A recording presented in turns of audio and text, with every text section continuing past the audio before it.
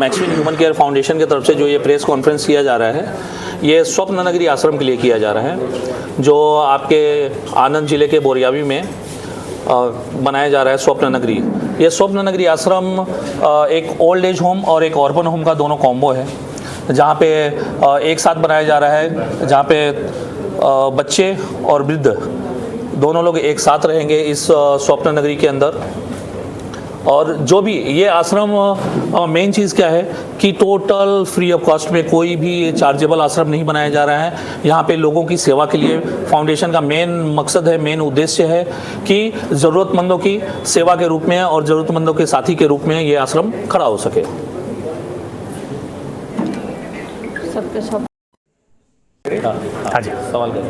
આપણે જ્યારે આજે આ આશ્રમની સ્થાપના કરી રહ્યા છો, તમારું શું યોગદાન રહેશે?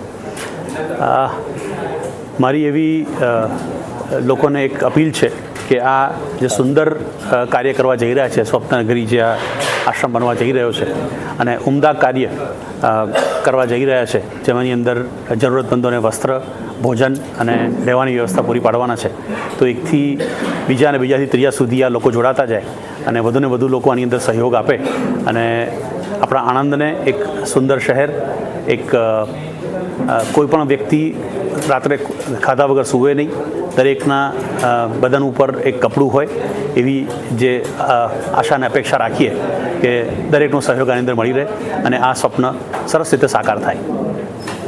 આમ લગભગ કેટલા સભ્યો જોડાયેલા છે? અત્યારે લગભગ 350ની આસપાસ સભ્યો જોડાયેલા છે।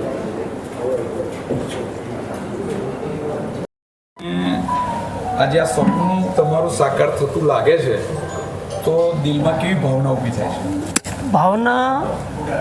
ભાવનાની લીધે કે એક ભાવનાથી ને મન એવું થયું આપણું કે ગુજરાતમાં જેટા બકરા લઈને, પશુપાલન લઈને અમે આવ્યા હતા, અમારી પાસે કાંઈ હતું નહીં। હવે દ્વારકાધીશે બહુ આલ્યું, તો પાછળની પેઢીમાં કંઈક નામ થાય, કોઈ સેવા થાય પબ્લિકની, એટલા માટે સાહેબે મને પૂછ્યું, મને કે અમારે આવું આવું બનાવવું છે, તે જગ્યા હોય મદદ કરો। તો આપણે 24 ગુંઠા જગ્યા દાનમાં આલી છે સપના નગરી માટે, બીજી 34 છે, ખૂટે તો માગી લેજો, એમાં અમે બંધાયેલા છીએ।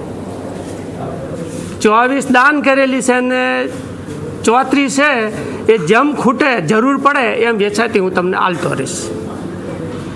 અને એમને એક નગરી બનાવી છે, તો દાન ભૂમિપૂજન આપણે આલીશું સેવા માટે। ભાવિ પેઢીને શું સંદેશ આપવા માંગો છો? સેવા પેઢીને એમ કે કંઈ આ લઈને આવ્યા નથી અને કંઈ લઈને જવાના નથી, કંઈક હશે તો પાછળ ગઢા બુઢા આશીર્વાદ આલશે, એટલે આશીર્વાદ માટે જ બનાવ્યું છે અને આપણે આ દાન કરવી છીએ।